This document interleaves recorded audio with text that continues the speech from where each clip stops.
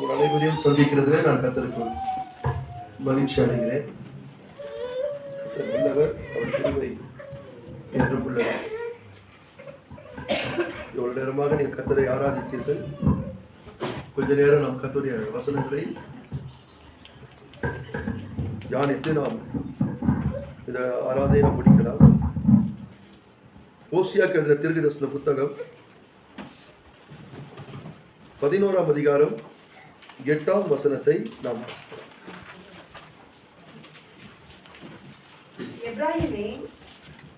வாசிங்க. எப்ராயிமே, நான் உன்னை எப்படி கைவிடுவேன்? இஸ்ரவேலே, நான் உன்னை எப்படி ஒப்புக் கொடுப்பேன்? நான் உன்னை எப்படி ஆத்மாவை போலாக்குவேன்? உன்னை எப்படி சேயோமை போல வைப்பேன்? என் இருதயம் எனக்குள் குழம்புகிறது, என் பரிதாபங்கள் ஏகமாய் பொங்குகிறது. இந்த மன்னார கண்களை மூடி இந்த வார்த்தையின் மூலமாக தேவன் நம்மோடு கூட பேசும்படியாக எல்லாரும் கண்களை மூடலாமா? ஒரு நிமிடம் எல்லாரும் கண்ணை மூடுங்க. ஒரு நிமிஷம் ஜபிக்கிறேன், பிறகு நாம் தியானிக்கிறோம்.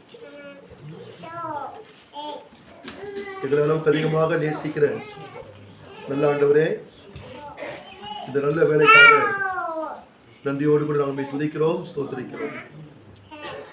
இவ்வளவு நேரமாக இந்த ஜனங்கள் ஆண்டவரே இந்த ஆராதனையிலே மக்கள் மகிழ்ந்து களி கூர்ந்து ஆராதிக்கும்படியாக கர்த்தர் பாராட்டி நம்முடைய கிருபைக்காய் ஸ்தோத்திரம்.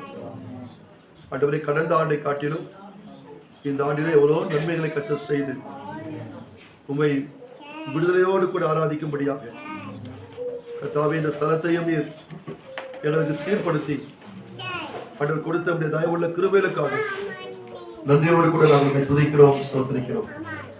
இப்பொழுதும் ஆண்டவரே உடைய வசனங்களை நாங்கள் தியானிக்க இருக்கிறோம்.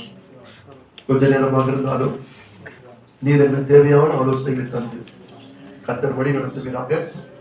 உட்கார்ந்திருக்கிற எல்லாருடைய சிந்தனைகளை பரிசுத்த ஆவியானவர் உடைய ஆளுகை கீழாய் கர்த்தர் கொண்டு வரும்படி ஜெபிக்கிறோம்.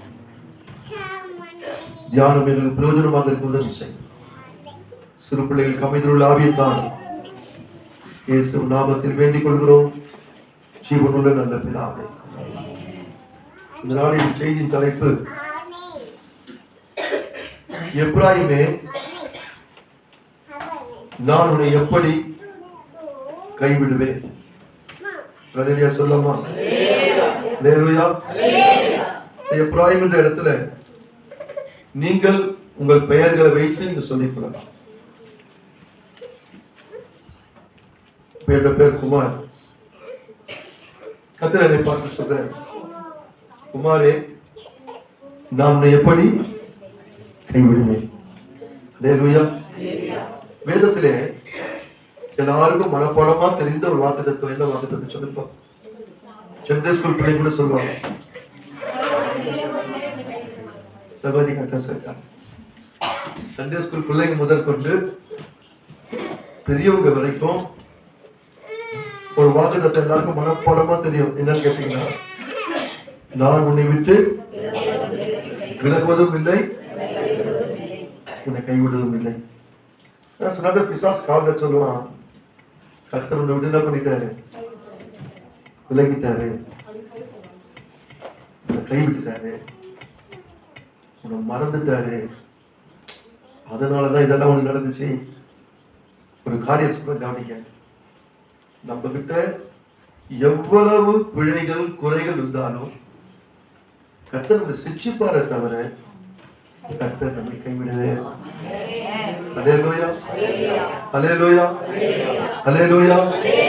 இந்த 2வது மாதம் ஏன் இந்த காரியத்தை நான் சொல்லுகிறேன்னு கேட்டீங்கன்னா, கவனிங்க, நம்முடைய வாழ்க்கைன்ற பயணத்துல நான் நிதானமாய் பேசுகிறேன். நாம் கடந்து போகக்கூடிய நிறைய பிரச்சனைகள், பாதைகள்ல அடிக்கடி ஒரு கேள்வி வரும். வந்திருக்கா உங்களுக்கு? வந்திருக்கா?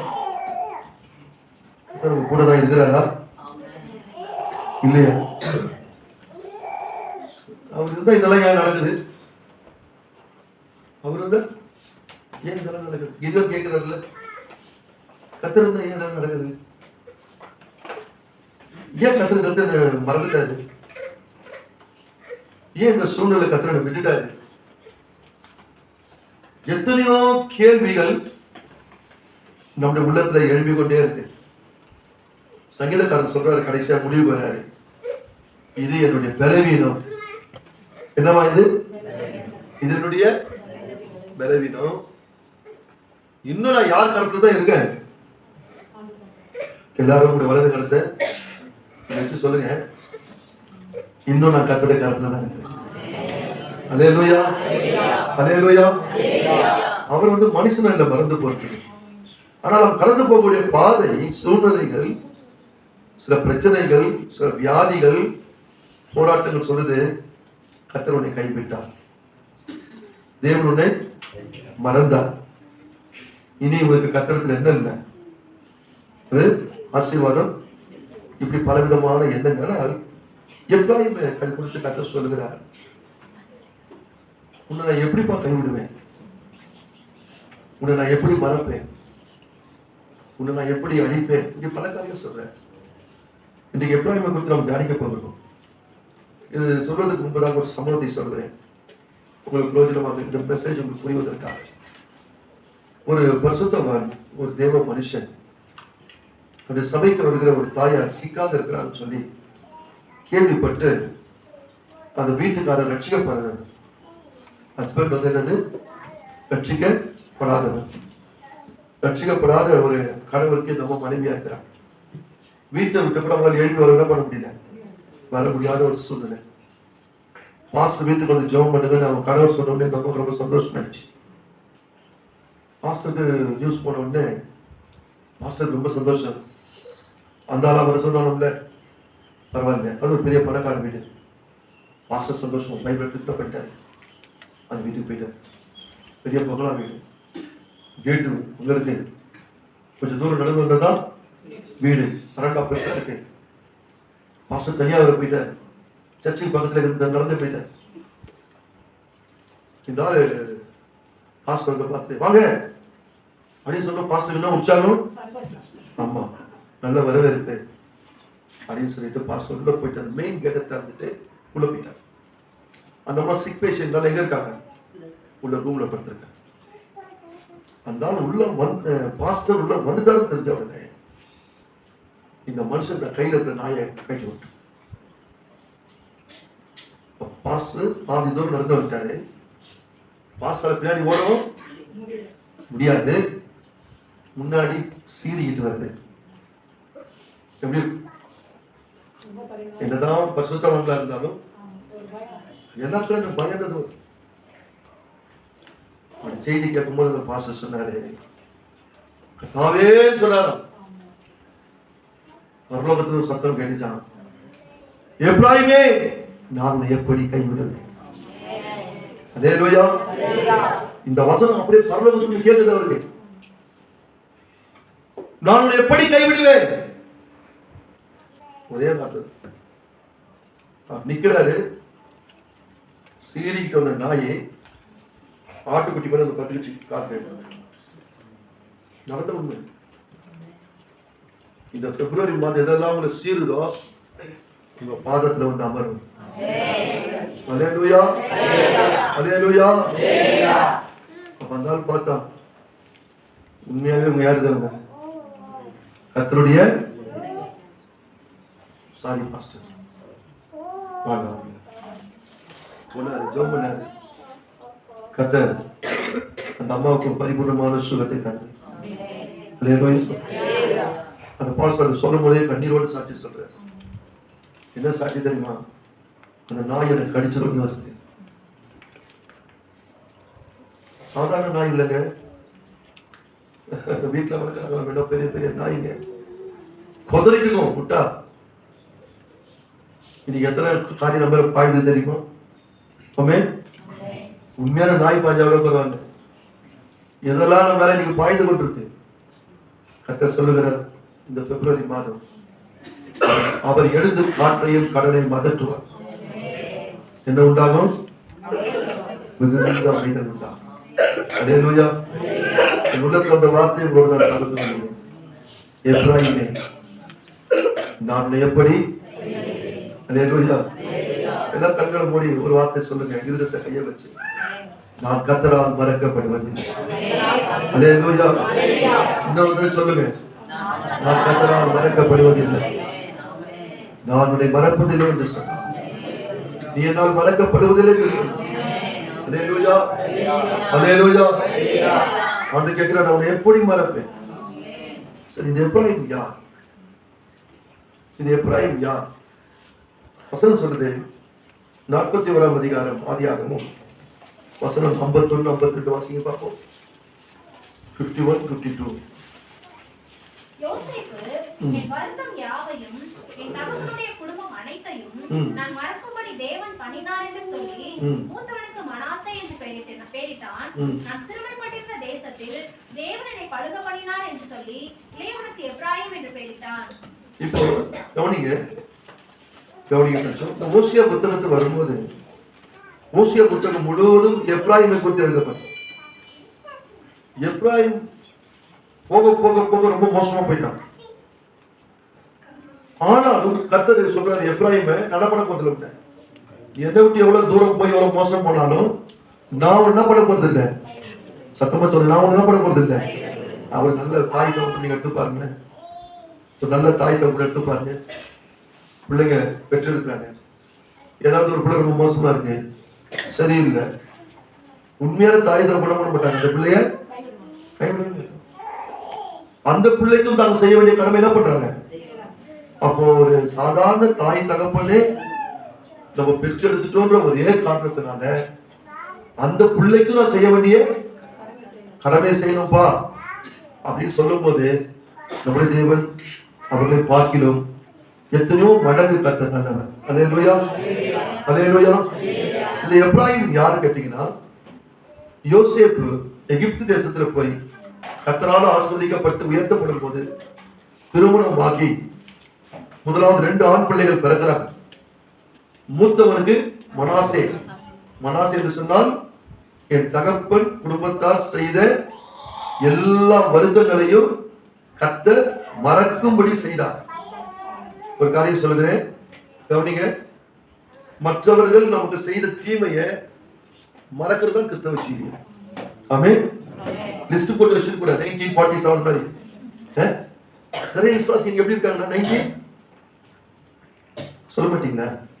19 அப்போ பிரதர் எப்போ 10 வருஷத்துக்கு முன்னாடி யார் ஒருத்தர் 10 வருஷத்துக்கு முன்னாடி 5 வருஷத்துக்கு முன்னாடி பேசுறாங்களோ அவங்க வாழ்க்கையில் என்ன பிறக்கல, மனாசே பிறக்கல. அவன் கூட துக்கம் இருந்தது உண்மைதான். ஆனா மனாசே பிறந்த உடனே மறக்கும்படி கர்த்தர் செய்தார். மற்றும் செய்த குற்றங்களை விடைகளை மன்னிக்கிறது நல்ல ஜீவியம். அவரோடு பேசி பழகுவது நல்ல ஜீவியம். அடுத்து ஒரு பையன் பிறக்கிறான். பையன் பிறந்த உடனே இவங்க பேர் வைக்கலாம். அவருக்கு இன்னொரு ரெவலேஷன் கிடைக்குது. அதனால அவன் சொல்றேன், பிள்ளைங்க பிறக்கும் போது பேர் டஸ்ட் புஸ்தா கூட. இன்னைக்கு ஆவிக்குரிய பிள்ளைங்க என்ன பண்றாங்க, பேரு கம்ப்யூட்டர்ல அதுல பார்த்து இதுல பார்த்து வெளிப்பாடோட பேர் வைக்கணும். பேர் எப்படி வைக்கணும்? வெளிப்பாடு வேணும். என் பிள்ளை கேட்டா, டேடி எனக்கு நீ பிரியான்னு வச்சிருக்கலாமே டேடி. நாங்க ஜெபம் பண்ணி பேர் வச்சிருக்கோம் மெர்சி கிரேஸ். பிரியாவா? எதுக்கு பிரியா? எனக்கு ரொம்ப பிடிச்சிருக்கு. ஏன் மெர்சி கிரேஸ் கேட்கிற படும்போது எதுக்கு எனக்கு மெர்சி கிரேஸ்ன்னு வச்ச? சொன்னேன், நீ வயிற்றில் இருக்கும்போது தான் நாங்கள் கைவிடப்பட்டோம். ஆமென். தனியாக துரத்தப்பட்டோம். எங்க போறதுன்னு தெரியல. 3 வருஷத்துக்கு அப்புறம் கர்த்தர் ஒண்ணு கொடுத்தாரு. இரக்கத்தினால குழந்தை மெர்சி. ஊழியமும் கர்த்தர் கொடுத்தார். கிருபையினால் ஊழியம். குழந்தையும் ஊழியமும் 6 மாசம் கேப்ல ஒண்ணா கிடைச்சது. அதனால இரக்கமும் கிருபை தமிழ்ல வச்சா இறக்கணும் அதுல குழந்தை. அதனால இங்கிலீஷ்ல என்ன பண்ணுவோம் வைக்கலான்னு மெர்சி. கர்த்தர் குழந்தையை தந்ததுனால ஊழியமும் கர்த்தர் தந்தார், கைவிடல. கிரேஸ், கிருபையினால் ஊழியம். இதனால்தான் ஒரு மெர்சி கிரேஸ். அப்படியே ரெடி. அப்போ யோசேப்பு கிட்ட ஒரு பாடம் கத்துக்கணும்.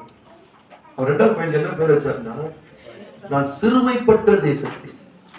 எத்தனை வருஷம் சிறுமைப்பட்டார் தெரியுங்களா? 17ல இருந்து 30 13 வருஷம் அவர் கால்களை விலங்கு போட்டு ஒடுக்கினாங்க. அவன் புராணன் இரும்பில் அடைப்பட்டிருந்தது. அநியாயமான காரியத்துக்கு உள்ள கடந்தான். வேதனைகள் அனுபவித்தான். ஷேர் பண்றதுக்கு ஆள் இல்லை. அப்பா அம்மா பக்கத்துல, அண்ணன் தம்பி இல்லை, அந்நிய நாடு, செய்யாத குற்றத்துக்குள்ள இருந்தான். எவ்வளவு வேதனைகள். அந்த தேசத்துல அதிபதியாக்கி அவனுக்கு ஒரு திருமணத்தையும் கர்த்தர், சென்ட்ரல் கவர்மெண்ட் அவன் திருமணத்தை நடத்துது. ஆமென். சென்ட்ரல் கவர்மெண்ட் திருமணத்தை நடத்துது. எகிப்து கவர்மெண்ட் நடத்துது. அப்பா அம்மா இருந்தா கூட அவளுக்கு ஜோரா கல்யாணம் பண்ணிருக்காது, நடந்திருக்காது. எடுத்தோட 2 ஆண் பிள்ளைகள். அவன் சொல்றான், நான் சிறுமைப்பட்ட தேசத்தின் கர்த்தரை பலுகின பண்ணாரு, பெருகும்படி செய்தார் என்று சொல்லி இளையகுமாரனுக்கு எப்ராயிம் சொல்லி பேர்.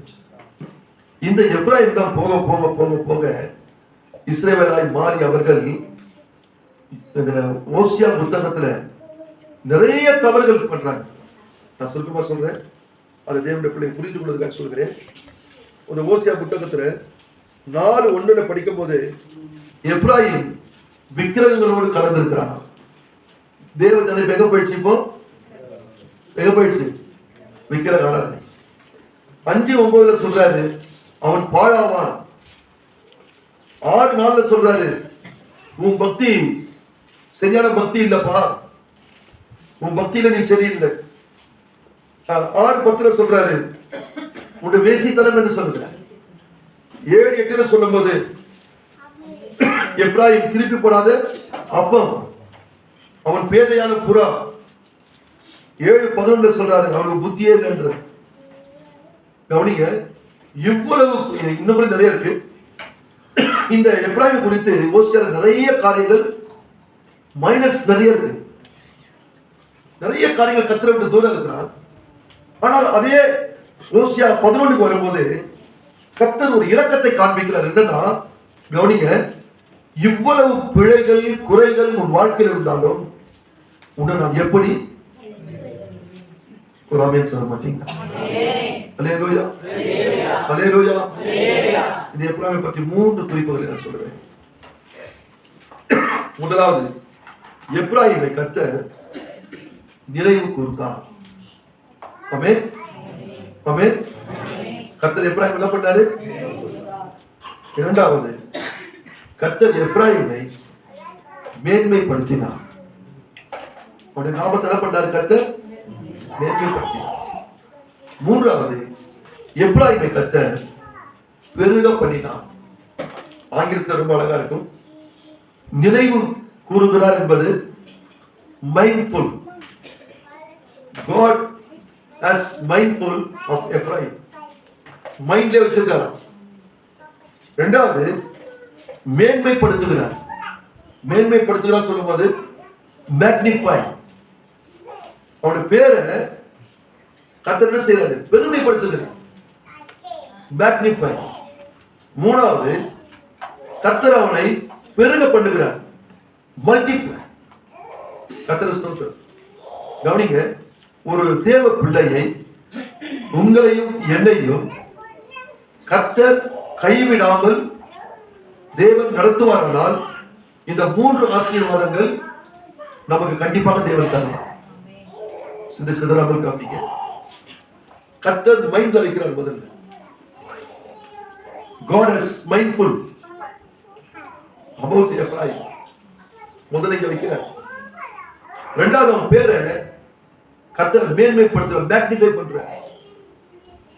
மூணாவது, அவனை நீ இப்படி இருக்கக்கூடாது, நீ மல்டிப்ளை, நீ பெருகணும். சுருக்கமாக சொல்லி முடிக்கிறேன். இவ்வளவு பிழைகள் இருந்தாலும் நான் நடைமுறையில் சொல்றேன். நீங்க ஒவ்வொருத்தரும் உங்க லைஃபை கொஞ்சம் யோசித்து பாருங்க. நீங்க நல்லா யோசித்து பாருங்க உங்க வாழ்க்கையை. நான் என் வாழ்க்கையை யோசித்து பாக்குறேன். நீங்க எத்தனை பேர் தேவ சம்பந்த திருப்பதி ஆராதிக்கப்போம் அனுசரிக்க வந்திருக்கோம்? உண்மையா சொல்லுங்க. நான் ரொம்ப நிதானமா பொறுமையா பேசுறேன். இன்னைக்கு தேவன் ஆசீர்வதிச்சு வச்சிருக்கிறாரு, எவ்வளவு நன்மை செஞ்சிருக்கிறாரு. ஆனா நம்ம கிட்ட எவ்வளவு குறைகள் இருக்கு. ஆமென்.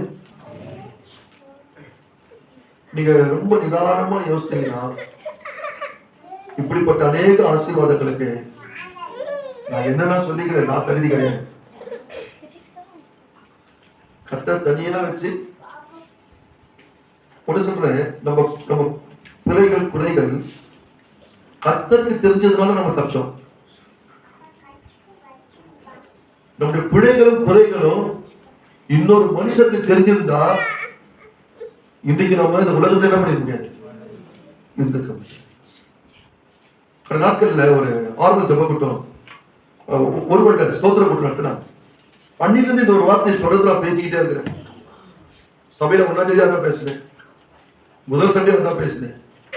அது முதல் குறிப்பு உங்களுக்கு வந்தது என்னன்னு கேட்டீங்கன்னா, கர்த்தர் நம்மை நினைத்து இருக்கிறார். ஆமென், ஆமென். கர்த்தர் நினைத்து இருக்கிறார்னா அர்த்தம் என்ன? நான் மனுஷனால் மறக்கப்பட்டிருக்கிறேன் அர்த்தம். எப்போ கர்த்தர் நம்மை நினைவு கூறுவார்னா, மனுஷர்கள் நம்மை மறந்து போகும். வேதத்துல சில தேவ பிள்ளைகள் மனுஷனால மறக்கப்பட்டார். ஆனா கர்த்தர் அவர்கள் என்ன பண்ணாரு, நினைவு கூர்ந்தார். சங்கீதம் 115:12 வாசிக்கும் போது கர்த்தர் நம்மை நினைத்து இருக்கிறார், நினைத்திருக்கிறார், நினைத்திருக்கிற என்ன செய்யறாரா, ஆசீர்வதிக்கிறார். சில நேரங்களில் சில சொல்றது கேட்டிருக்கோம், நான் கூட சொல்லியிருக்கிறேன், நீங்களும் சொல்லியிருப்பீங்க.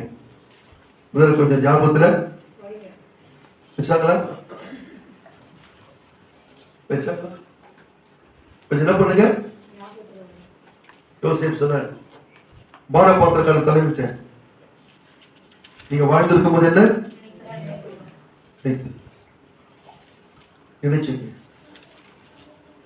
யாரும் நினைச்ச மாதிரி தெரியல. 2 வருஷத்துக்கு அப்புறம் யார் தான் நினைவு கூர்ந்தது?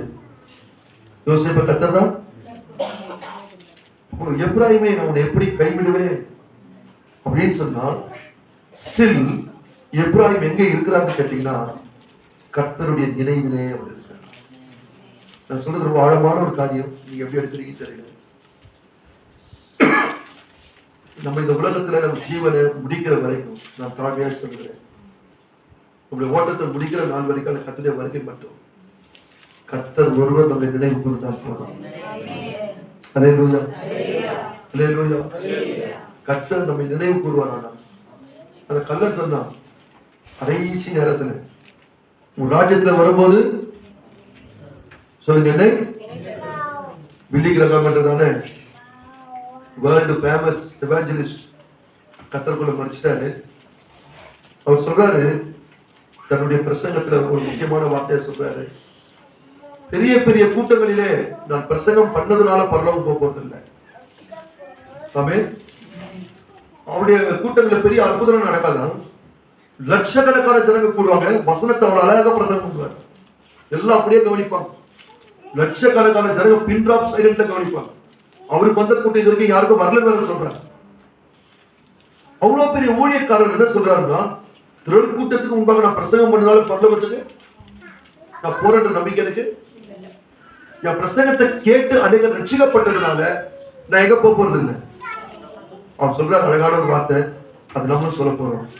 அவர் சொல்றாரு, அந்த கல்ல சொன்னா தெரியுங்களா, என்னை அது போல தேவன் என்னை நினைவு கூறுகிறதுனால் தான் நான் எங்க போறேன்.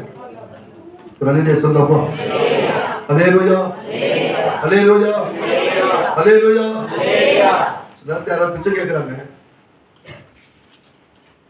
போடக்கூடாதுன்னு நினைக்கிறோம், அர்ஜென்ட் போறோம், திடீர்னு ஏதோ ஒரு என்ன ஒரு பாக்கெட் என்ன பண்றோம், திடீர்னு பார்த்தா பெரிய நோட் கூட வந்துருது, உள்ள சொல்லுது கொடுத்துருன்னு என்ன பண்ணிடுறோம், வாங்குறதுக்கு பெரிய நினைக்கிறேன், நம்ம கொடுக்கணும்னு கொடுத்தோமா இல்ல, அது வாங்குறதுக்கு ஒரு பாத்திரா அதுவும் இல்லை. ஆனா தாழ்மை சுவாசிக்கிறேன், அந்த மனுஷனை கர்த்தர் நினைவு கூர்ந்ததுனால திடீர்னு அது கொடுக்கக்கூடிய ஒரு எண்ணத்தை கர்த்தர் என்ன பண்றாரு. நமக்கு ஆச்சரியமா இருக்கு.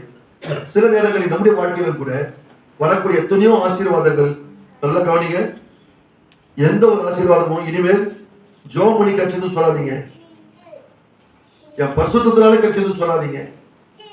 எது நடந்தாலும் அவரை நீ நினைவு கூர்ந்தார். அல்லேலூயா. கர்த்தர் என்ன பண்ணாரு, எப்ராஹிம் இவ்வளவு குறைகள் இருக்கு. அவனோட வாழ்க்கையில் என்ன இருக்கு? அவன் பக்தி சரியில்லை, அவன் ஜீவியம் சரியில்லை, விக்கிரக ஆராதனையோட கூட இருக்கிறான். அவனுடைய காரியங்கள் எல்லாம் வித்தியாசமா இருக்கு. அதனால கர்த்தர் சொல்றாரு, நீ இப்படி இருக்கிறதுனால நான் என்ன பண்ண போறது இல்லை, கைவிட போகிறது இல்லை. நான் உன்னை என்ன பண்ணிருக்கிறேன், நினைவு கூர்ந்திருக்கிறேன். அது ஒரு வார்த்தையை நான் சொல்ல விரும்புகிறேன், எடுத்து வாசிக்க உங்களுக்கு புரியும். ஆதியாகமம் 48ஆம் அதிகாரத்துல வசனம் 17 to 19 வாசிக்கிறேன். தகப்பன் தன் வலது கையை எப்ராயிமுடைய தலையின் மேல் வைத்ததை யோசேப்பு கண்டு, அது தனக்கு பிரியமில்லாதபடியால் எப்ராயிமுடைய தலையின் மேல் இருந்த தன் தகப்பனுடைய கையை மனாசேயுடைய தலையின் மேல் வைக்கும்படி எடுத்து, என் தகப்பனே, அப்படி அல்ல, இவன் மூத்தவன், இவனுடைய தலையின் மேல் உடைய வலது கையை வைக்க வேண்டும் என்றான். அவன் தகப்பனோ தடுத்து, அது எனக்கு தெரியும், என் மகனே, எனக்கு தெரியும், இவனும் ஒரு ஜனக்கூட்டமாவான், இவனும் பெருகுவான், உன்னுடைய தம்பியோ இவனிலும் அதிகமாய் பெருகுவான், அவனுடைய சந்ததியார் திரளான ஜனங்கள் ஆவார்கள் என்றான். கர்த்தருக்கு மகிமை உண்டாகட்டும். அங்கே ஒரு வார்த்தை சொல்லப்பட்டிருக்கு, கர்த்தர் ஸ்தோத்திரம். அவன் எப்ராயிமை மனாசேக்கு முன்பாக வைத்தான் ஒரு வார்த்தை இருக்கும். அந்த வார்த்தை கொஞ்சம் வாசிக்க பார்ப்போம். 20ஆம் வசனமா வாசிங்க. இவ்விதமாக அவன் அன்றைய தினம் அவர்களை ஆசீர்வதித்து, தேவன் உன்னை எப்ராயிமை போலவும் மனாசேயை போலவும் ஆக்குவாராக என்று இஸ்ரவேலர் உன்னை முன்னிட்டு வாழ்த்துவார்கள் என்று சொல்லி எப்ராயிமை மனாசேக்கு முன்னே வைத்தான். அதான் குறிப்பு நமக்கு. அண்ணன் தம்பி 2 பேரு ஆசீர்வாதம் பண்ணி தாத்தா கிட்ட கொண்டு போறாங்க. ஆசீர்வாதம் எப்படி பண்ணுவாங்க? இப்படிதான் பண்ணுவாங்க, இப்படிதான் பண்ணுவாங்க. இங்க பெரிய பையன், இங்க யாக்கோபு ஆசீர்வாதம் பண்ணும்போது கை எப்படி போகுது? கை எப்படி போகுது? ரைட் ஹேண்ட் எங்க போகுது? சின்ன பையன். லெஃப்ட் ஹேண்டு மூத்தம் மேலே எக்ஸ் வழியில போகுது. உடனே யோசிக்க போறாரு, அப்பா வயசாச்சு, கண்ணு தெரியல போல இருக்கு.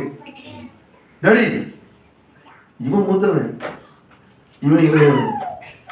அவர் சொல்றாரு, மூத்தவன் இளையவன் நல்லா தெரியும், நீ உன்னை தடுத்துட்டு சொல்றான், இந்த எப்ராயிமை மனாசேயை காட்டிலும் ஆசீர்வாதமா இருப்பேன்னு சொல்லிட்டு தாத்தா அன்னைக்கு ஆதியாகமத்துல போட்ட பிளெஸிங் ஓசியால கர்த்தர் சொல்றாரு, நான் உன்னை கைவிடுவதில்லை. அல்லேலூயா, அல்லேலூயா. அப்படி சொல்லி மனாசேக்கு முன்பாக கொண்டு வந்து எப்ராயிமை வச்சாராம். சில நேரம் ஒன்று தெரியுங்களா, சில காரியம் நடக்குது, நம்ம திகைக்கிறோம், இதெல்லாம் எப்படி நடக்குது? இல்லங்க, கர்த்தர் அவர்களை உயர்த்த சித்தமானார், அவ்வளவுதான். கர்த்தர் அந்த குடும்பத்தை ஆசீர்வதிக்க சித்தமானார், கர்த்தர் அந்த பிள்ளைகளை உயர்த்த சித்தமானார், அவ்வளவுதான். அப்ப நான் நினைக்கிறேன், கைவிடாத தேவன் முதலாவது நமக்கு தருகிற ஆசீர்வாதம் என்னன்னா, அவர் நம்மை நினைவு கூறுகிறார். ஆமென். உண்மையான பேர் ஆமென் சொல்றீங்க. கர்த்தர் கவனிங்க, என்ன கர்த்தர் உங்களையும் என்னையும் நினைவு கூற வேண்டுமானால் நாம் மனுஷரால் மறக்கப்பட வேண்டும். மனுஷர்கள் என்ன பண்ணணும்? சின்ன அனுபவம் உங்களுக்கு சொன்னா தெரியல, சொல்லியிருந்தால் கூட சொல்றேன், உனக்கு தெரியாதவங்களுக்கு அது பிரயோஜனம். எனக்கு ஒரு குழந்தை இருக்கு சொன்னேன் இல்லையா, அந்த பாப்பா பிறந்து 2 நாள் ஆகுது. ஆகஸ்ட் 15 பாப்பா பிறந்துச்சு. 17ஆம் தேதி வீட்டில் ரொம்ப டயர்டா படுத்துட்டு இருக்கேன். எனக்கு ஃபோன் கால் வந்து, பெரிய பாஸ்டர் வீட்டில் இருந்து ஃபோன் வந்து, ஆஃபீஸ்ல சார் அங்க இருக்க சொன்னாரு, மாதம் உங்களுக்கு 5000 rupees ஐயா வீட்டில் இருந்து வாங்கிட்டு போனீங்க, இந்த மாதத்தோட உங்களுக்கு ஸ்டாப், இந்த மாதத்தோடு உங்களுக்கு ஸ்டாப். ஏன் எதுக்குன்னு ரீசன் என்கிட்ட கேட்கல, ஏன்னா நான் ஆஃபீஸ்ல ஒர்க் பண்றேன். நீங்க யாரும் வந்து பார்க்கணும், சீஃப் பாஸ்டர் பார்த்து என்ன ரீசன் ஐயா கிட்ட பேசிடுங்க. நான் ஐயா உங்களுக்கு சொல்றேன்னா, அடுத்த மாதம் நீங்க வந்து ஏமாந்துட்டு போகக்கூடாது. எப்போது கிடைச்சது நியூஸ்? நீங்களும் கொஞ்சம் பேசுங்க. எப்ப கிடைச்சது? குழந்தை பிறந்ததுக்கு அப்புறம் செலவு குறையுமா கூடுமா? எப்படி இருக்கும்? நான் சிஸ்டர் கிட்ட 6 மாசமும் சொல்லவே இல்லை. ஐயா வீட்டுக்கு போனீங்களான்னு கேட்போம். போயிட்டு வந்து என்ன கிடைக்கும்? ஒரு 5,000 rupees சப்போர்ட் வந்து அவங்ககிட்ட கொடுப்பேன், அவங்ககிட்ட கொடுத்துருவேன். இப்ப நான் கொடுக்குறது இல்லை. ஐயா வீட்டுக்கு போயிட்டு வந்தீங்களே? ஆமா போயிட்டு வந்தேன். அப்ப அமைதியா இருப்பாங்க, என்கிட்ட கேட்கலாம் வர மாட்டாங்க. அவங்க கிட்ட சொல்லவும் ஆபரேஷன் ஆகிட்டு பார்த்துட்டு இருக்கு. குழந்தை பிறந்து இப்ப 14 வயசாகி போச்சு. அதுக்கப்புறம் இது வரைக்கும் 5 பைசா வரல. ஆமென் ஆமென். நான் தேவ கிருபையால் சொல்றேன், மற்றவர்களுக்கு கொடுக்கும்படி கர்த்தர் முடிச்சு. அதான் பாஸ்டர் மேல எனக்கு வருத்தம் இல்லை, பாஸ்டர் மேல வருத்தம் இல்லை, கொடுக்காதனால யார் மேல வருத்தம் இல்லை. நடந்த சம்பவத்தை சொல்றேன். அந்த மாதமே ஒரு புதன் எங்க வீட்டுக்கு வந்தார். வீட்டுக்கு வந்து ஷூவை கட்டிட்டு அதிர்ந்த காலில் வந்தார். ஒரு 8 மணி 9 மணிக்குள்ள இருக்கும். பாப்பா முதல்ல அர்ஜென்டா நான் வேலைக்கு போனோம், இந்த காணிக்கை வச்சிருக்கேன்னு சொன்னோம். இந்த காணிக்கை வாங்கி ஜோம் பண்ணி டீ குடிப்பான்னு டைம் ஆச்சு. ஷூ பண்ணி வெளியே போயிட்டாரு. நான் அவரை கேட்டேன், நீ தான் தசமா கொடுத்துட்டேப்பா சர்ச்சில்? சர்ச்சில் என்ன கொடுத்துட்டேன்? தசமா பாகம். இது என்ன? இது ஸ்பெஷல் ஆஃபரிங். பிடிங்க, இருந்த செலவாயிடும். வீட்டுல இருந்து என்ன ஆயிடும்? வீட்டுல இருந்து என்ன சிஸ்டர் ஆயிடும்? கொடுக்கணும் நினைக்கும் போது என்ன பண்ணிடணும்? என்ன பிரதர் எங்கேயோ போயிட்டு எங்கேயோ வர. என் பழக்கம் அப்படிதான். இருக்கும் போதே டப்பு டப்புன்னு கொடுத்துட்டு காலி ஆயிடுவேன். இல்லைன்னா நம்ம வந்து காலி ஆயிடுவேன். ஆமென். போயிட்டாரு. சிஸ்டர் கிச்சன்ல இருக்காங்க. கர்த்தரின் உள்ளத்துல பேசினாரு, மகனே எண்ணிப்பா கரெக்டா 5,000 ரூபாய் இருக்கு. உள்ள கையெல்லாம் உதறுது. பணத்தை பத்தி பிரசங்கம் பண்ணலங்க, பணத்தை பத்தி பேசல. நீங்க கொடுக்குறீங்களோ கொடுக்கல, அது நீங்களாச்சு கர்த்தராச்சு, அதுக்காக நான் வந்தேங்க. நடந்த உண்மையை சொல்றேன். பழைய 500 ரூபாய் தெரியும், அப்ப அந்த காலம் இல்லையா? அது என்றேன் 1 2 3 4 எத்தனை இருக்கணும்? எல்லாம் கரெக்டா சொல்றீங்க, கணக்கெல்லாம் கரெக்டாங்கிறீங்க. கணக்கெல்லாம் 10 நோட்டு என்ற ஒரு பக்கம் கர்த்தர் பேசுறாரா? யார் பேசுனது? ஒரு எண்ணம் வர இல்லையா? 9 வந்து நின்றுச்சு. நான் இந்த வரையும் பார்த்தா 2 நோட்டு ஒட்டிருக்கு. அழுக்காகிறதுல ஒட்டும் இல்ல. ஆண்டவர் சொன்னாரு, உன் கையை நான் பிடிச்சிட்டேன். உன் கையை நானே சொல்லுங்கம்மா, உன் கையை நான் பிடிச்சிருக்கிறேன்னாரு. சொல்லி ஆச்சு 14 வருஷம். எந்த பாஸ்டர் 5 பைசா கொடுத்ததே இல்லை, யாரை பத்தி கவலையே இல்லை. இந்த நிமிஷம் வரைக்கும் கர்த்தர் நடத்துறாரு. குறிப்புக்கு வரேன், கர்த்தர் நினைவுக்கு உள்ளார். அதே இதுல பரிசுத்தம் சொல்வீங்களா? இனிமேல் என் ஜபம், என் பரிசுத்தம், என் முட்டி, என் கண்ணீர் சாட்சி கூட சொல்லக்கூடாது. ஆமே, நம்ம கொஞ்சம் வளரணும் ஆவிக்குரிய வாழ்க்கையில.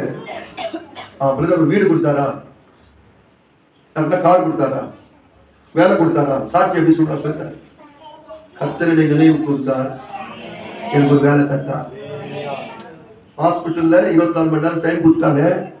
கர்த்தரை நினைவு கூர்ந்தார், சபையில ஜீவனோடு வந்து நிற்கிறேன். ஆமென் ஆமென். நினைவு கூர்ந்தார் என்ன அர்த்தம்? அவர் என்னை கைவிடவில்லை. அல்லேலூயா அல்லேலூயா. இது போல அனுபவம் நிறைய சொல்லுவேன், உங்களுக்கு இந்த அனுபவம் இருக்கு. அப்ப நான் யோசித்தேன், பாஸ்டர் என்ன கை விட்டது நல்லது. இப்ப எல்லாரும் கையை தூக்கி சொல்லுங்க. உண்மையா தூக்குறீங்களா? ஆமென் ஆமென்.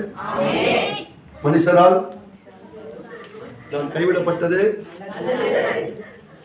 சத்தமா சொல்ல மாட்டீங்களே. நமக்கு நம்ம வேலை கொடுக்குது. ஆமென்.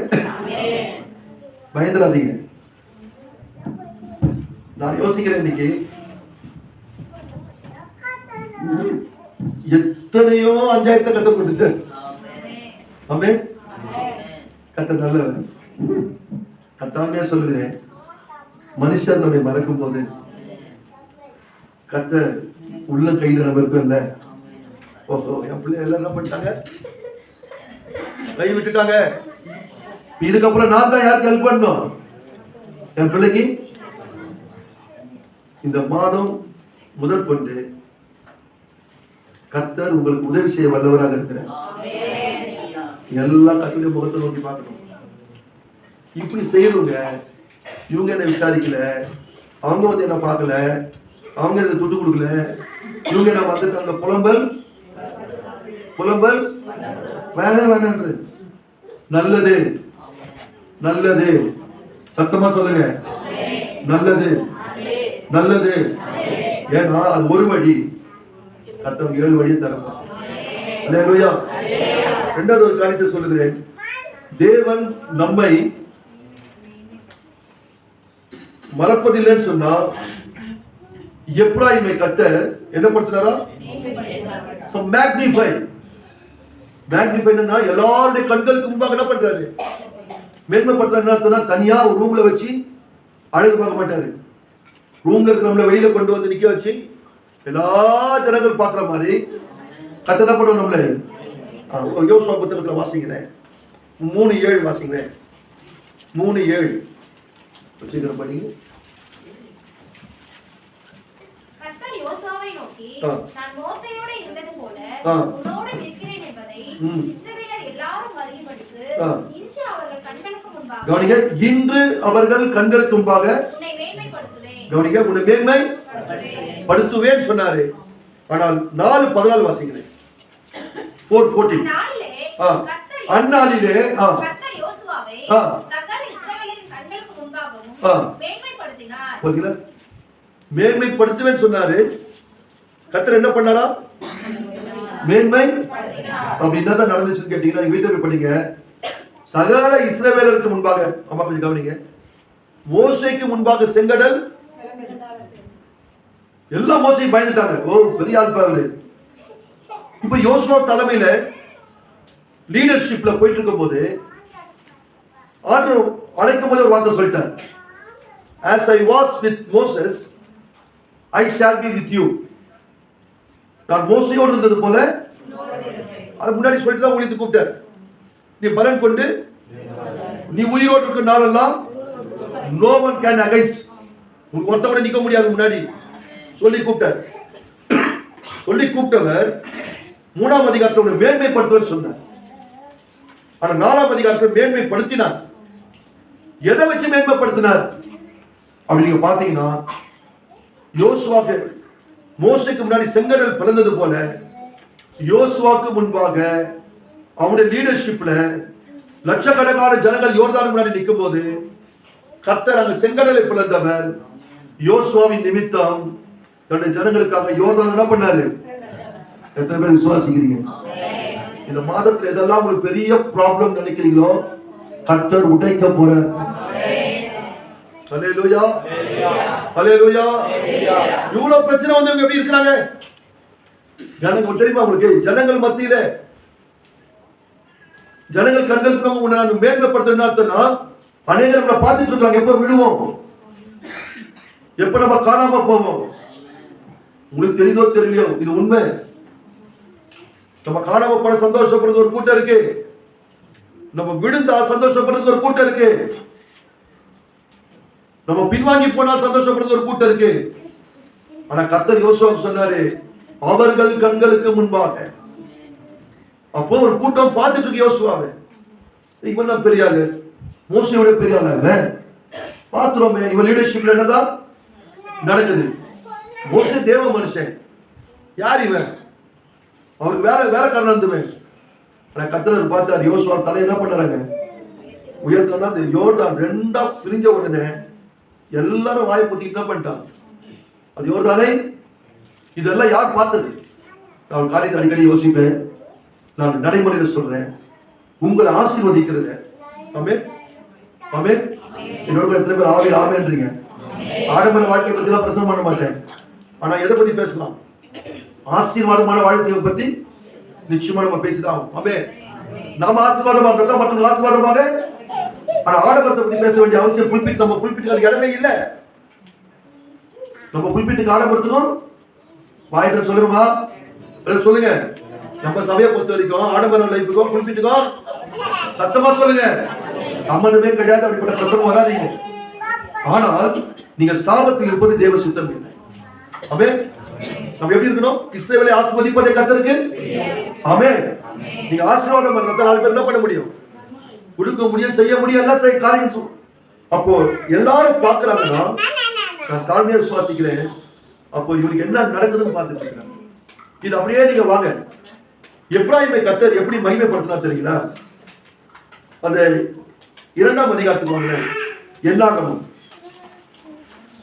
என்னாகமும் 2ஆம் அதிகாரத்தில் வரும்போது இது விளக்குவதற்கு ஒரே ஒரு வார்த்தையை நான் வாசிக்க சொல்றேன். வாசிங்க பார்க்கணும். 18ஆம் வசனம் வாசிங்க. எப்பிராயீமுடைய பாளையத்துக்கு கொடியேறிய சேனைகள் மேல்புறத்தில் இறங்க வேண்டும். அம்மியூதின் குமாரனாகிய எலிஷாமா எப்பிராயீம் சந்ததிக்கு சேனாதிபதியாய் இருக்க கடவன். கொஞ்சம் கவனிங்க. ஆசிரியர் கூட பைபிள் ஸ்டடி எடுத்திருப்பாங்க, நிறைய நாள் படிச்சிருப்பீங்க. ஆசிரியர் கூடாரத்துல 4 பக்கமும் யார் குடியிருந்தது? பாஸ்டர் என்ன சொல்லி கொடுத்தார் சொல்லுங்க. ஆசிரியர் கூடாரத்துக்கு 4 பக்கத்துல யார் குடியிருந்தாங்க? இல்லம்மா, ஆசிரியர் கூடாரத்துக்கு 4 பக்கத்துல யார் குடியிருந்தது? 12 கோத்திரங்கள் குடியிருந்தாங்க. இந்த பக்கம் 3 கோத்திரம், இந்த பக்கம் 3 கோத்திரம், இந்த பக்கம் 3, இந்த பக்கம் 3.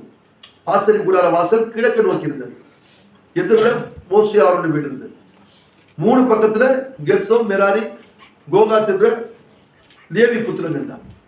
4 சைட்லயுமே 12 கோத்திரங்கள்ல 3 கோத்திரம் இருக்கு. புரியுது உங்களுக்கு? 4 3 12. அப்போ ஜெப வீட்டை சுற்றிலும் ஊழியக்காரர்கள், ஊழியக்காரர்களை சுற்றிலும் விசுவாசிகள். இததான் யார் பார்த்தது? பீலேயாம் பார்த்து, யாக்கோபே உன் கூடாரங்களும் இஸ்ரவேலே உன் வாசஸ்தலமாகிய ஜெப வீடும் எவ்வளவு அழகானவைகள். ஆமென். நீங்க தேவ சபையோடு சேர்ந்தா அழகா இருப்பீங்க. ஜெப வீடும் உங்க வீடும் சேர்ந்து இருந்தா எப்படி இருக்கும்? ஜெப வீடு வந்து பூ, நம்ம எல்லாம் நாறு. பூவோடு சேர்ந்த நாறு, பூவோடு சேர்ந்த நாறு வெறும் நாறு அப்படி இல்லை, நாரி போயிடும். வெறும் நாறு கொஞ்ச நேரத்துக்கு அப்புறம் நாரி போயிடும். அப்ப நம்ம எல்லாம் நாறு, தேவ சமூகம் பூவு. இந்த பூவோடு நம்ம சேர்ந்து கட்டும் போது தேவ சமூகம் நம்மை மகிழ்வுள்ளதாக மாற்றுகிறது. அப்ப இந்த 4 டைரக்ஷன்ல 3 கோத்திரம் இருக்கிறாங்க. நல்லா கவனிங்க. 3 கோத்திரம் இருக்கும் போது ஒரு சைடுக்கு 3 கோத்திரத்துக்கு ஒரு கொடி. 12 பேருக்கு கொடி இல்ல, 3 கோத்திரம் இருந்தா யாருக்கு? ஒருத்தருக்கு கொடி. அப்ப 4 பக்கத்துல எத்தனை கொடி? 4 கொடி. அப்போ 3 பேரை கூப்பிட்டு அவங்க ஒருத்தர் கையில கொடுத்து கொடி கொடுத்தா அவங்களுக்கு எப்படி இருக்கும்?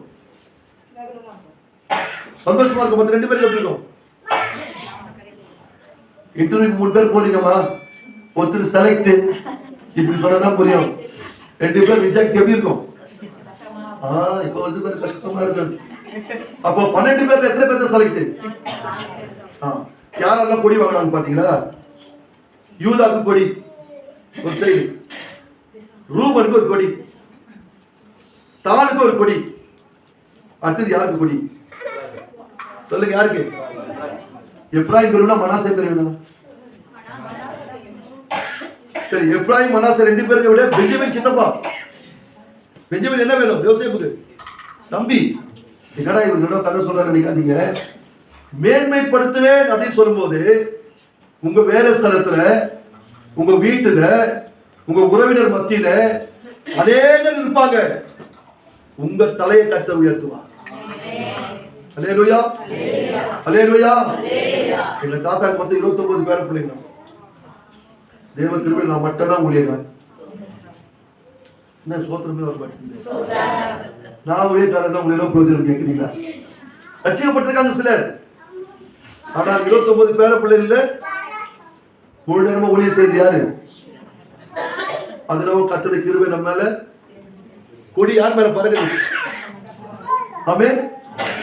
அப்போ எப்ராயிமை கர்த்தர் கைவிட மாட்டேன்னு சொன்னா உன்னை மகிமைப்படுத்த சொல்றாரு. என்ன சொல்றாருன்னா 12 கோத்திரங்கள் எல்லாம் பெரியப்பாங்க தான் கொடி வச்சிருக்கிறாங்க. இவங்க அப்பா யோசேப்பை கூட கர்த்தர் என்ன பண்ணிட்டாருன்னா, யோசேப்புக்கு பதிலா 2 பிள்ளைகளை 2 கோத்திரங்களா மாறுறாங்க. அதுல அண்ணனை தள்ளிட்டு பெரியப்பாங்களை தள்ளி பாருங்க. இவன் யாரும் தள்ளிட்டு வரான் பாருங்க. அண்ணனை தள்ளிட்டா தள்ளிட்டு சின்ன பையன் முன்னாடி கொடியை வந்து வாங்குறான். அவன் கேட்கல, கர்த்தரே அவனுக்கு தர.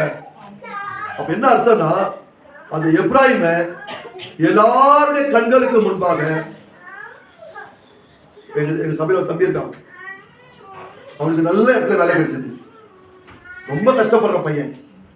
நான் கேட்டேன், எத்தனை பேர் இன்டர்வியூ வந்தாங்க? ஆனா 100 கணக்கான வந்தாங்க. ஓரளவு வச்சாங்க, ரைட்டிங் வச்சாங்க, என்னடோ பண்ணாங்கண்ணே, என்னடா சொன்னாங்கண்ணே, என்ன போயிட்டு வர சொல்லியிருக்காங்க, என்னன்னு தெரியல. கடைசியா பார்த்து ஆள் செலக்ட். எத்தனை பேர் எடுத்திருக்காங்க? 20 பேர் தான் எடுத்திருக்காங்க. போனது எத்தனை பேர்? 600 பேர். 600 பேர்ல இவன் போயிட்டு உள்ள கன்ஃபார்ம் ஆயிட்டான். இன்னைக்கு 35,000 ரூபாய் சம்பளம் வாங்குறான். அவன் ஒரு நாள் சாட்சி சொன்னான், அழுதுட்டாங்க எல்லாரும். நான் நல்ல வேலை கிடைச்சிச்சு, நல்ல சேலரி வாங்குறேன். எங்க அப்பாட்ட போய் நான் சேலரி வாங்கிட்டப்பான்னு சொல்றேன். எங்க அப்பா அதை வாங்கி சேலரியான்னு கேட்க முடியல. அப்பாவுக்கு பிரெயின் எஃபெக்ட் ஆயிடுச்சு. அவன் அழுதான். எங்க அப்பா கஷ்டப்பட்டு எங்களை காப்பாத்தினாரு, இன்னைக்கும் உயிரோடு இருக்கிறாரு. ஆனா நான் சொல்றது அவரால் என்ன பண்ண முடியல, புரிஞ்சு கொள்ள முடியல. அப்படியும் அவன் யோசிச்சேன், கர்த்தருடைய செலக்ட் பண்ணிட்டேன். ஆமென்.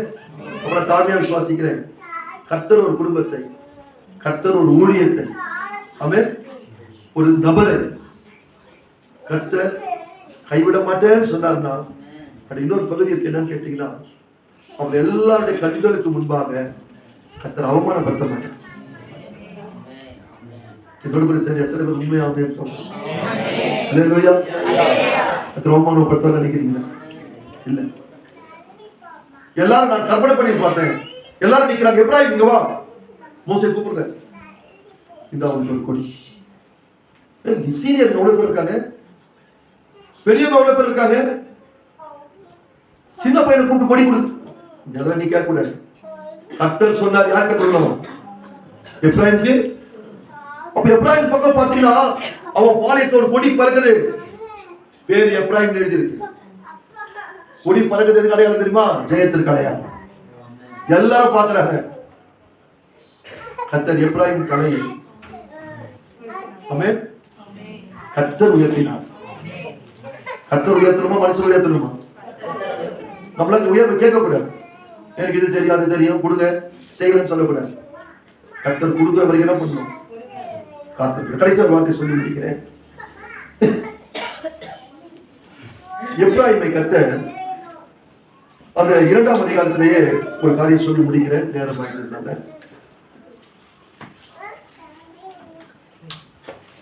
19ஆம் வசனம் வாசிங்க. அவருடைய சேனையில் எண்ணப்பட்டவர்கள் 40,500 பேர். அடுத்த வசனம் வாசிங்க. அவன் அருகே மனாசே கோத்திரத்தார் பாளையம் இருந்தது. பாருங்க, எப்ராஹிமுக்கு அருகே யார் இருக்கணுமா? தம்பிக்கு அருகே யார் இருக்கணும்? அவளுக்கு என்ன பண்ண முடியும்? தேவ சித்தம். அண்ணன் யாரை ஒட்டி இருந்தாங்கணுமா? இப்போ மனாசே அருகே எப்ராஹிம் இல்லைங்க. எப்ராஹிமுக்கு அருகே யார்? இப்போ யோசேப்புக்கு அருகே யார் இருந்தாங்க? மொத்த அண்ணன் தம்பியும் சோறு சாப்பிட்டுருந்தாங்க. சில நேரங்களில் கர்த்தர் எளியவனை புடிதிலிருந்தும் சிறியவனை குப்பையிலிருந்து தூக்கிடுவார். அதெல்லாம் கேட்கக்கூடாது. இங்க பாருங்க, அவன் அருகே யார் இருந்தது? மனாசே கோத்திரம் பாளையம் இறங்க வேண்டும். 21ல அவனுடைய கோத்திரத்தில் எண்ணப்பட்டவங்க 32,200 பேர். அவன் அருகே யாரு? இப்போ பெஞ்சமின் யாரு? சித்தப்பா. அப்பா ஸ்தானத்தில் ஒரு யார்கிட்ட நிக்கிறாரு? என்ன கொஞ்சம் கவனிக்கிறீங்களா? கர்த்தர் உங்களை ஆசீர்வதித்தால் உங்க மாமா, அண்ணன், தம்பி, பெரியப்பா, தாத்தா எல்லாம் நம்ம வீட்டு சாப்பாடு சாப்பிடுவாங்க. சத்தமா சொல்ல மாட்டீங்க? ஆமென். நம்ம நிழல்ல இருப்பாங்க, நம்ம அவங்களை துரத்த கூடாது. அவன் அருகே யார்? அருகே எப்ராஹிமின் அருகே அண்ணன், எப்ராஹிமின் அருகே சித்தப்பா. அதுல பாருங்க 23ல அவன் சேனையில் எண்ணப்பட்டவர்கள் 35,000. மனாசேயில 32,200. 19ல எப்ராஹிம்ல வாசித்தீங்கன்னா வசனம் நிறைவேறுதா நிறைவேறலையா? கர்த்தர் ஒரு மனுஷனை தெரிந்து கொள்வாரானால் கடைசியாக என்ன பண்றாரு? பெருக பண்ணுகிறார். அல்லேலூயா. சொல்லி முடிச்சுடுறேன். வசனம் எடுக்க நம்ம நேரம் இல்லை. நீங்க நினைக்கலாம் பிரதர் இந்த கவுண்டிங்கா பிரதர் பெரிய விஷயம் கேட்கலாம். கவுண்டிங் வசனம் நிறைவேறுகின்ற இவனை காட்டிலும் மனாசே காட்டிய எப்ராயிம் ஆசீர்வாதமா இருப்பான் கர்த்தர் சொன்னதுதான் நடந்தது. என்ன தெரியுங்களா? கர்த்தர் இந்த எப்ராயிமை கர்த்தர் மேன்மைப்படுத்தது மட்டும் இல்ல, அவனை பெருக பண்ணிட்டார், மல்டிப்ளை பண்ணிட்டார். தாவீது 4 கிலோ என்ன பண்ணாரா? ராமே சொல்லி ஈசாக்கு வர வர இயேசுவானவர் ஞானத்திலும் அதிகமாய். அப்ப தேவ பிள்ளைகள் குன்றி போவதும், தேவ பிள்ளைகள் சிரித்து போவதும், தேவ பிள்ளைகள் ஒன்றுமில்லாமல் போவதும் தேவ சித்தம் இல்லை. தேவ சித்தம் என்னன்னு கேட்டீங்கன்னா வர வர விருத்தி, நாளுக்கு நாள் விருத்தி அதிகமாகும்படி கர்த்தர் செய்கிறார். இது ஆவிக்குரியபடி எடுக்கலாம், நம்ம மாம்சத்துபடி எடுக்கலாம். எப்ராயிமை கர்த்தர் மல்டிப்ளை பண்ணிட்டாராம். சொல்லாமா? தேவன் நம்மை நினைவு கூறுவாரானால் கர்த்தர் நம்ம கொடுக்கக்கூடிய 3 ஆசீர்வாதங்கள் அவர் நம்மை நினைவு கூறுகிறார், ஜனங்கள் மத்தியில் மேன்மைப்படுத்துகிறார். ஆமென். நம்மை கர்த்தர் பெருக பண்ணுகிறார். கர்த்தர் நம்மை பார்த்து சொல்லுகிறார். 2வது வாரம், எப்ராயிமே நான் உன்னை எப்படி கைவிடுவேன். அல்லேலூயா. நம் கைவிடாத தேவனை கரங்களை உயர்த்தி கர்த்தரை ஸ்தோத்திரம் பண்ணலாமா? பயப்படாதே வலக்கரத்தாலே பாதுகாப்பே நானே ஸ்தோத்திரம். பயப்படாதே வலக்கரத்தாலே பாதுகாப்பே நானே ஸ்தோத்திரம். வாசமே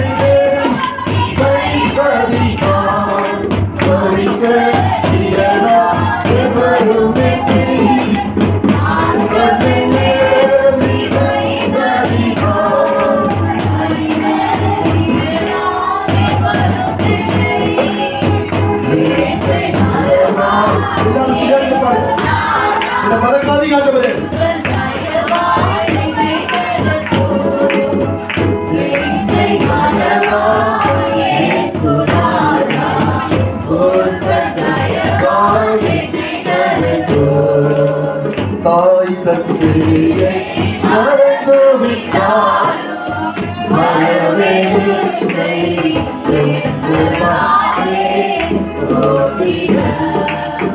தாய் தன் சிறியை மறந்து விட்டாரும்